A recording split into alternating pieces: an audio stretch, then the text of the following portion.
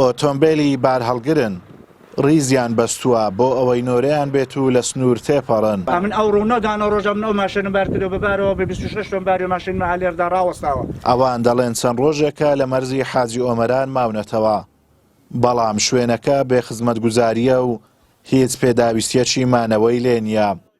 لە کاتێکدا لە گەراجیش هەر بار هەڵگرە و بڕێک پارەی لێ وەردەگیرێت.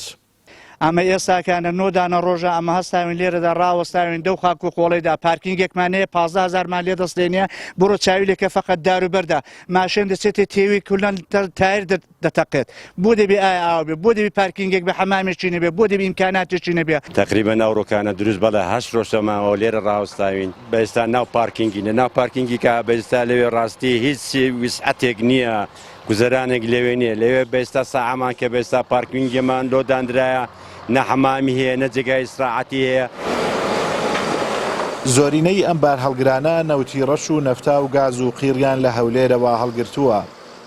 لە مەرزی حاجی ئۆمەرانەوە دەیگوازنەوە و بە نرخێکی کەمتر لە نرخی بازاڕی جیهانی دەفرۆشرێت.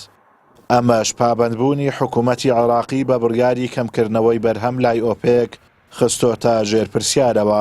ئەمە قیرمان بار کردووە لە هەولێرەوە بۆ تورکیا.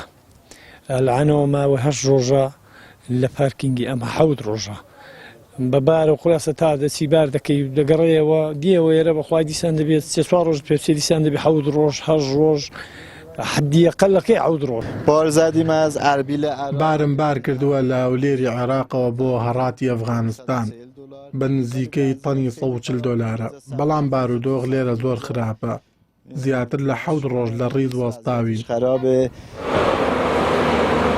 بەپێی زانیاریە نێوخۆیی و راپۆرتە نێودەوڵەتیەکان ڕۆژانە لە هەرێمی کوردستانەوە 200,000 بەرمیل نەوت بە تەنکەر و بە نیوەی نرخی جیهانی لە ڕێی ئێران و تورکیاوە دەفرۆشرێت. نە حکوومەتی ناوەندی دەسەڵاتی بەسەردا هەیە و نە لە نێوخۆشدا چارەنووسی داهاتەکەی دیارە. ئازاد ئۆمەراوەی کەناڵی ئاسمانی پەیام مەرزی نێودەوڵەتی حاجی ئۆمەران.